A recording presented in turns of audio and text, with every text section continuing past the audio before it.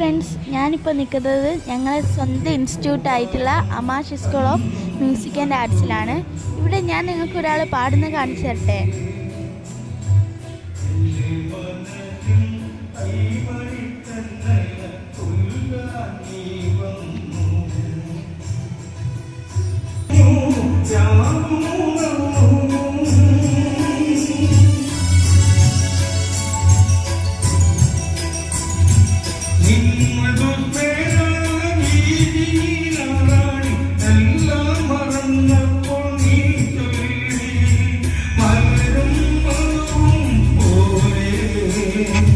അപ്പോൾ നിങ്ങൾക്കിത് ആരാണ് പാടുന്നതെന്ന് അറിയുകയാണെങ്കിൽ എന്തൊക്കെയാണെന്ന് കമൻറ്റ് ചെയ്യണേ.